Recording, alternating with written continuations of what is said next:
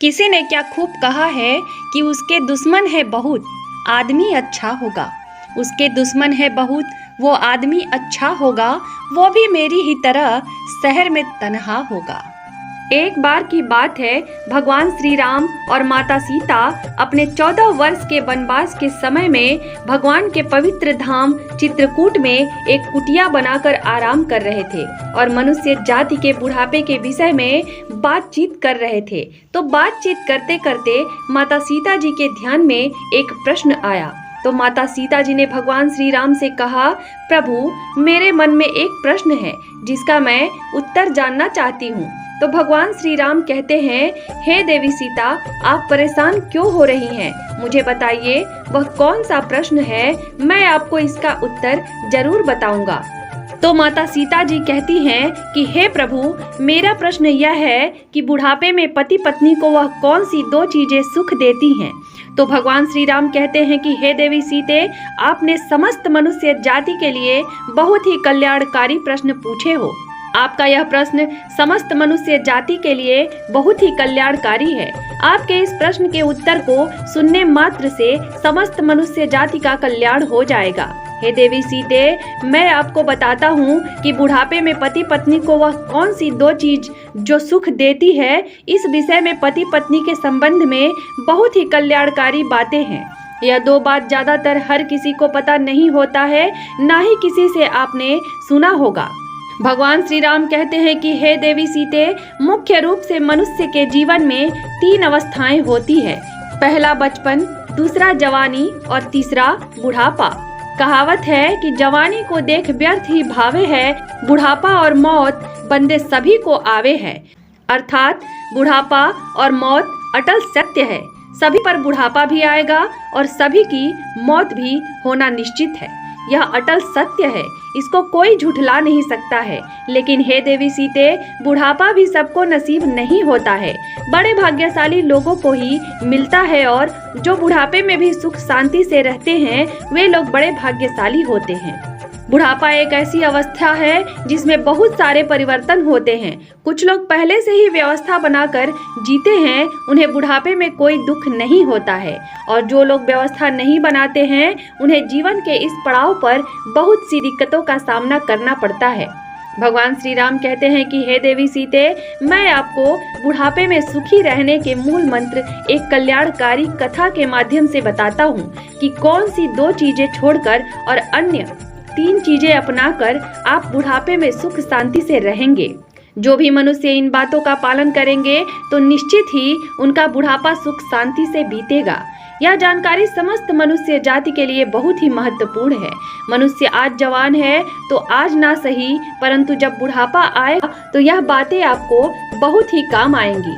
समस्त मनुष्य जाति को प्राचीन कथाओं और कहानियों से जुड़े रहना चाहिए। आपने देखा होगा, बुढ़ापे में बहुत सारे परिवर्तन होते हैं। मनुष्य की सारी कर्म इंद्रियां, ज्ञान इंद्रियां असर छोड़ देती हैं। हाथ पांव काम करना बंद कर देते हैं। आंखों से कम दिखाई देता है, कानों से कम सुनाई देता है। जीभ पर स्वाद कणिकाएं खत्म हो जाती हैं, किसी चीज में स्वाद नहीं आता है। दांत भी साथ छोड़ जाते हैं, जिससे बहुत सी चीजों पर मन मचलता है परंतु नहीं खा पाते हैं, क्योंकि दांत ही नहीं है। स्मृति खत्म हो जाती है, याददाश्त कम हो जाती है। शरीर के अंदरूनी अंग भी ठीक से काम नहीं करते हैं। घर में बच्चे स्वयं निर्णय करते हैं तो घर में भी बुजुर्गों का महत्व पहले जैसा नहीं रहता है। चेहरे पर झुर्री आ जाती है, कमर झुक जाती है। कभी कभी तो ऐसा देखने को मिलता है कि घर में बेटों की बहुएं आ जाती हैं तो बुजुर्गों की चारपाई घर से बाहर निकल जाती है। भगवान श्री राम कहते हैं, हे देवी सीता, मन में विचार करो, ऐसी हाल में रहकर बुजुर्ग क्या सोचता होगा कि जिस घर को मैंने इतनी मेहनत और लगन से पाई जोड़कर बसाया था, आज वही मुझसे छीन लिया गया है। सोचो बुढ़ापे में कितना दुख होता होगा जब वह घर का बुजुर्ग खाना पानी मांगता है तो बच्चे सुनते ही नहीं हैं, तो उसे गुस्सा आता है और वह गाली देता है। सबसे बड़ा दुख बुढ़ापे में तो तब होता है जब पति या पत्नी में से कोई एक बढ़ जाता है, फिर उसका ख्याल करने वाला, उसकी भावना समझने वाला कोई नहीं रहता है। सोचो तब वह कितना अकेला और दुखी महसूस करता होगा। परंतु यह कहानी सबकी नहीं है, सबके साथ ऐसा नहीं होता है। कुछ लोग अपनी वृद्धावस्था को बड़े सुख शांति से व्यतीत करते हैं। वह लोग क्या व्यवस्था बनाते हैं। भगवान श्री राम कहते हैं, हे देवी सीता, यही मैं आपको बता रहा हूँ।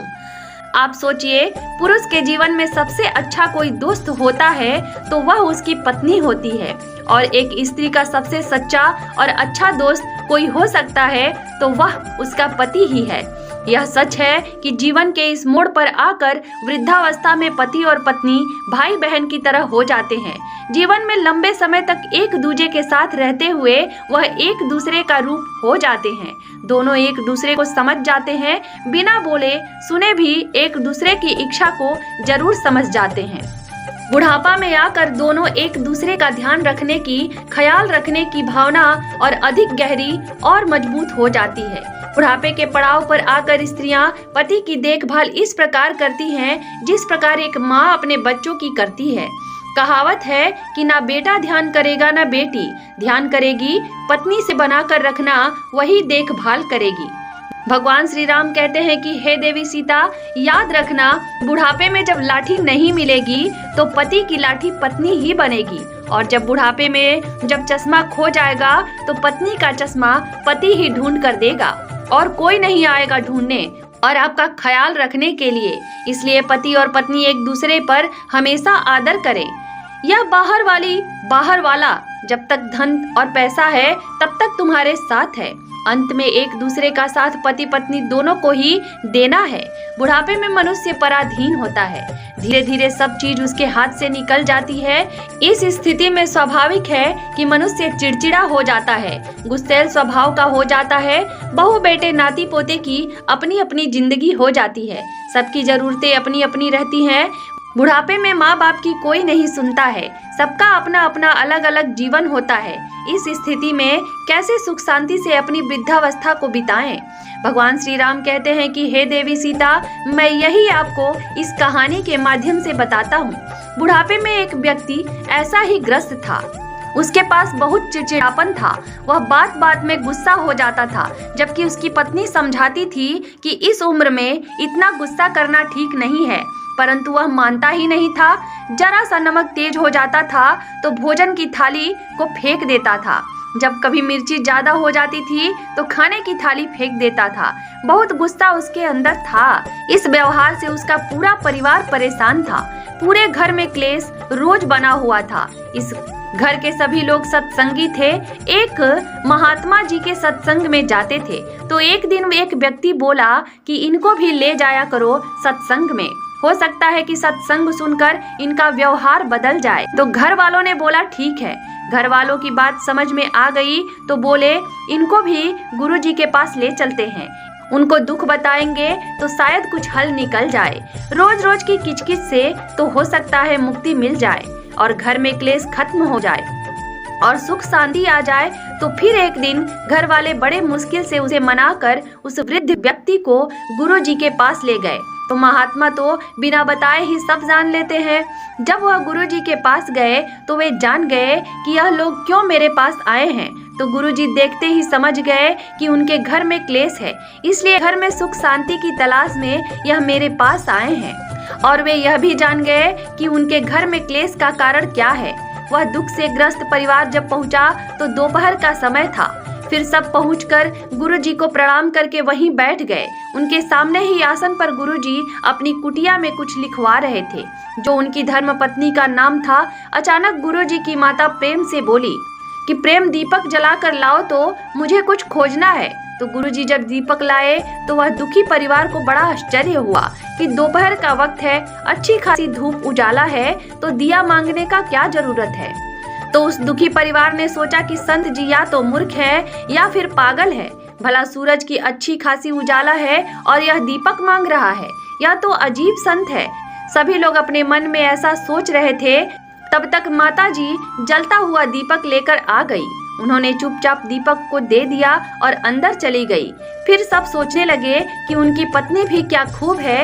यह नहीं पूछा कि पागल हो गए हो क्या, दिन है, दोपहर का समय है, अच्छी खासी धूप उजाला है, फिर भी दीपक क्यों मांग रहे हो। वह बुजुर्ग आदमी बड़ा आश्चर्य होकर सोचा कि मैं कहाँ आ गया पागलों के पास में। यह संत जी तो सचमुच पागल है, साथ ही सबसे बड़ी पागल और मूर्ख उसकी पत्नी भी है।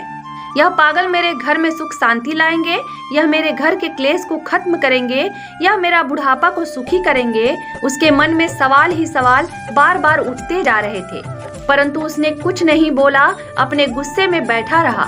तो गुरुजी उसके मन की बात जान गए कि वह गुस्से में फनफना रहा है और हमको पागल समझ रहा है। उन्होंने यह भी जान लिया कि गुस्सा से इसलिए आ रहा है कि एक भी सवाल क्यों नहीं पूछा इस बेवकूफी के लिए। गुरुजी सब जान गए थे, परंतु बेपरवाह होकर दीपक की रोशनी में लिखते रहे। उस गुस्सैल बुजुर्ग व्यक्ति ने फुसफुसाते हुए अपने बच्चों से बोला कि यह पागल हमारे जीवन में सुख शांति देगा। हद हो गई, चलो यहाँ से। मैं एक पल भी यहाँ नहीं रुक सकता हूँ। यहाँ से जल्दी चलो, मुझे नहीं रुकना है यहाँ, मुझे नहीं चाहिए ज्ञान। भगवान श्री राम कहते हैं, हे देवी सीता। तो फिर गुरुजी ने सुन लिया था, बोले क्या बात है भगत जी, कोई दिक्कत है क्या? तो बूढ़ा आदमी बनावटी हंसते हुए बोला, नहीं नहीं गुरुजी, कोई दिक्कत नहीं है, आपके दर्शन करने आए थे तो हो गए, अब हम जाना चाहते हैं, आज्ञा दीजिए। तो गुरुजी बोले, अरे भाई, तुम हमारे पास आए हो, हमारे अतिथि हो, बिना अतिथि सत्कार के कैसे जाओगे? और उन्होंने माताजी को आवाज दिया तो माताजी तुरंत आई और हाथ जोड़कर खड़ी हो गई। तो गुरुजी बोले कि यह भक्त जी थोड़ा जल्दी में हैं, जाना चाहते हैं, जल्दी से 2 गिलास दूध लेकर आओ। तो दुखी परिवार ने मना किया, अरे नहीं गुरुजी, हम घर से भोजन करके आए हैं, दूध की कोई जरूरत नहीं है। परंतु गुरुजी बोले कि आप हमारी कुटिया में पहली बार आए हैं, बिना अतिथि सत्कार के कैसे जाओगे? तो बूढ़ा आदमी चुपचाप हो गया। तो पत्नी बिना कुछ बोले, बिना कुछ पूछे अंदर गई और 2 गिलास दूध लेकर वापस आ गई। तो संत जी ने 1 गिलास दूध उस बूढ़े आदमी को दिया और 1 गिलास खुद ले लिया। बाकी लोग वहीं चुपचाप बैठे रहे। तो जैसे ही उस बूढ़े आदमी ने दूध के एक घूंट मारा तो दूध इतना नमकीन और कड़वा था कि उसकी उल्टी करने का मन हो गया। दूध में नमक ही नमक लग रहा था। उसका मन हुआ कि दूध को इस संत के सिर फेंक दूं। उसका तो रोज का ही यही स्वभाव था, कभी मिर्च ज्यादा लग जाए तो खाने की थाली फेंक देता था, कभी नमक ज्यादा हो जाता था तो भोजन की थाली फेंक देता था। तो उसने गुरुजी को गुस्से से देखा। गुरुजी तो बड़े सहज भाव से पी रहे थे, उनके चेहरे पर कोई भाव नहीं था। बुजुर्ग आदमी अंदर से जल गया, वह बोला कुछ नहीं, परंतु वह मन ही मन बोला कि आज मेरा यह बालक मुझे यहाँ पर ले आया है, पर यह महात्मा तो सचमुच कोई पागल आदमी है। हद हो गई और गिलास वहीं पर रख दिया और गुरुजी से बोले, संत जी आप आज्ञा दे, हम चलते हैं। तो कबीर दास जी बोले, शायद तुम कोई दुख लेकर आए थे, परंतु तुम अपने आने का कारण तो नहीं बताए हो, ऐसे कैसे जाओगे? कोई दिक्कत हो तो बताओ, शायद हम कोई हल निकाल पाए। तो फिर बूढ़ा आदमी बोला, संत जी छोड़िए, आप क्या हाल निकालेंगे? आए तो थे हम दुख ही लेकर, परंतु अब जा रहे हैं, हम सब देख लिए, तुम्हारे बस की बात नहीं है।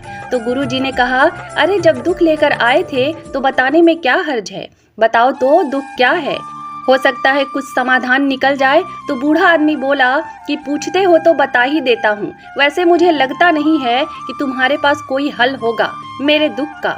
जब गुरुजी ने बार बार पूछा तो उस बूढ़े आदमी ने बोला कि सुनो, मेरे घर में कोई मेरी इज्जत नहीं करता है, सब मुझे गलत कहते हैं, घर में बड़ी क्लेश और अशांति है, मुझे अपने घर में शांति और समृद्धि चाहिए, इसलिए आपके पास आया था। परंतु आपकी मूर्खता देखकर मुझे पक्का विश्वास हो गया है कि आपके पास मेरे दुख का कोई हल नहीं है, मेरे घर में शांति लाने के लिए आप कुछ भी नहीं कर पाओगे। तो गुरुजी मुस्कुराए और बोले, हम जानते हैं तुम्हारे घर में अशांति और क्लेश रहने का कारण क्या है, परंतु शायद अभी तुम समझे नहीं हो। गुरुजी ऐसा बोले तो वह बूढ़ा आदमी बोला, गजब की बात है, आपने हाल भी बता दिया, परंतु जब से हम आए हैं तब से आपने तो एक शब्द तक नहीं बोला है, पर कैसे बता दिया? तो संत जी बोले, सुनो, याद करो, जब तुम आए थे तो मैं तुम्हारे सामने ही अपनी पत्नी से जलता हुआ दिया मंगाया था ना? उसने बोला, हाँ मंगाया तो था। गुरुजी कहते हैं कि मेरी पत्नी ने तुरंत मेरी आज्ञा का पालन किया और बिना कुछ पूछे, बिना कुछ बोले हमारी आज्ञा का पालन करते हुए जलता हुआ दीपक लेकर आई। उन्होंने यह तक नहीं पूछा कि दोपहर है, फिर दीपक की क्या जरूरत है। उन्होंने वही किया जो हमने बोला, कोई सवाल तो नहीं किया, कोई टॉक जोक तो नहीं किया। बूढ़ा आदमी बोला, हाँ इसी का तो मुझे ताज्जुब है। तो गुरुजी बोले, इसके बाद फिर हमने दूध मंगाया, हम जानते हैं हमारी पत्नी ने शक्कर के स्थान पर दूध में बहुत सारा नमक डाल दिया था। दूध तो बहुत कड़वा था, इतना कड़वा कि मुझसे पिया नहीं गया, और आपने देखा हम इस कड़वे दूध को चुपचाप पी गए। तो पता है क्यों? क्योंकि जब पत्नी ने हमसे दीपक के बारे में कुछ नहीं पूछा तो हम भी कैसे कोई सवाल जवाब करते। तो पता है क्यों? क्योंकि जब पत्नी ने हमसे दीपक के बारे में कुछ नहीं पूछा तो हम भी कैसे कोई सवाल जवाब करते। दीपक लाना, हमारी आज्ञा का पालन करना ही अपना धर्म समझा तो हम कैसे पूछते कि दूध कड़वा क्यों है। हमने भी अपना धर्म समझा और दूध पी लिया। जिस तरह उन्होंने कोई प्रतिकार नहीं किया है, इस तरह हमने भी कोई प्रतिकार नहीं किया। इससे क्या समझे? इससे यह सिद्ध हुआ कि पति और पत्नी दोनों को सामंजस्य स्थापित करना चाहिए और एक दूसरे की बात माननी चाहिए, एक दूसरे की बात का सम्मान करना चाहिए, दोनों को प्रेम और विश्वास से रहना चाहिए। मुझे पता है ऐसा कुछ नहीं करते हो। तुम गुरुजी बोले कि तुम ध्यान रखो, गलती सबसे हो जाती है। आज गलती से दूध में शक्कर की जगह नमक पड़ गया तो हमने स्वीकार किया, चुपचाप बिना कुछ पूछे, बिना कुछ बोले पी लिया। तुम्हारे घर में अशांति का कारण यही है, तुम दो चीजों से बहुत परेशान हो और उसी के कारण तुम्हारे घर में क्लेश है। भगवान श्री राम कहते हैं कि हे देवी सीता, गुरुजी कहते हैं कि बुढ़ापे में जो इन दो चीजों का त्याग कर देता है वही सुखी जीवन जीता है। कबीर दास जी ने बताया कि यह दो चीज है, स्वाद और गाली। बुढ़ापे में सुखी रहने के लिए जरूरी है कि मनुष्य स्वाद और गाली को छोड़ दे, तो घर में शांति रहेगी, बुढ़ापा सुख से बीतेगा। हमें समझना चाहिए कि घर में जो महिला भोजन बनाती है कितने भाव से और मन से और परिश्रम से भोजन बनाती है। गर्मी ज्यादा हो, जो भी परिस्थितियां हो, उस समय बड़े भाव से भोजन बनाती है और हमें खिलाती है। कहावत है कि राज रसोई बागड़ी कभी कभी बन जाए। कभी गलती हो सके तो हो जाता है कि क्या नमक ज्यादा हो जाए, मिर्च ज्यादा हो जाए, तो क्या हमें उस भोजन को फेंक देना चाहिए? बिल्कुल नहीं। हमें यह समझना चाहिए कि जैसे स्त्री ने, पत्नी ने या तुम्हारी पुत्र वधू ने या बहू ने इतने मेहनत से भाव से भोजन बनाया है तो हमारा धर्म है कि उसे स्वीकार करना। और धोखे से नमक मिर्ची ज्यादा हो जाती है तो कोई बात नहीं, हमें उसकी प्रशंसा करते हुए भोजन ग्रहण करना चाहिए और उसे प्रेम शब्दों से समझाना है, ना कि उसे गाली देकर उसके दिलों में हताश पहुंचाना है। अगर हम ऐसा करते हैं तो दूसरे दिन वह मन से भाव से भोजन बनाएगी और अभी हम ऐसे में थाली जमीन पर फेंक कर मार देते हैं तो सोचो उसके दिल पर क्या बीतेगी। क्या उसके मन में तुम्हारे लिए कोई सम्मान बचेगा? भगवान श्री राम कहते हैं, हे देवी सीता, गुरुजी कहते हैं हरगिज नहीं। यहाँ उसे स्त्री का और अन्न का दोनों अपमान होगा। हमें यह अपमान कदापि नहीं चाहिए। जहाँ भोजन और स्त्री का अपमान होता है उस घर में लक्ष्मी, शांति, समृद्धि चली जाती है। अतः भूल कर भी ऐसा नहीं करना है। गुरुजी कहते हैं कि इसलिए बुढ़ापे में हमें दो चीज त्याग देना है, पहले स्वाद, दूसरा गाली देना। जैसा भी मिले भगवान का भोज समझकर ग्रहण करना है तो बुढ़ापे में कोई दुख नहीं होगा। स्वाद और गाली दोनों ही बुढ़ापे में दुखदायी होते हैं। तो उस बूढ़े आदमी के परिवार को और खास तौर से उस बूढ़े आदमी को पूरी बात समझ में आ गई कि मेरे घर में अशांति क्यों बनी है। तो वह दोनों हाथ जोड़कर गुरुजी से क्षमा मांगी और बोला कि मैं अज्ञानी, पता नहीं क्या क्या सोचा आपके बारे में। मैंने जो अनुचित वचन बोला है, आप मुझे उदारता और विशालता दिखाते हुए क्षमा करने की कृपा करें। आज के बाद मैं ऐसा नहीं करूंगा। गुरुजी ने उसको क्षमा कर दिया और बोले कि आज संकल्प लो कि स्वाद और गाली को यहीं छोड़कर जाओगे।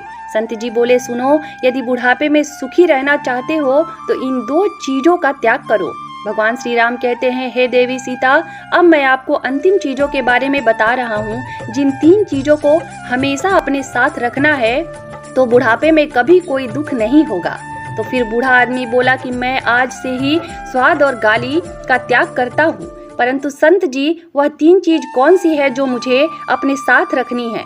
कृपया बताने की दया कीजिए। तो फिर गुरुजी बोले कि जिनका जीवन अनुशासित होता है, सफलता उनके दरवाजे पर दस्तक देती है। मनुष्य का जीवन तभी सार्थक बनता है जब वह अपने कार्य और जिम्मेदारी के बीच संतुलन बनाकर रखता है। बुढ़ापा जीवन का वह पड़ाव है जहां हर इंसान सुख और आराम की जिंदगी जीना चाहता है।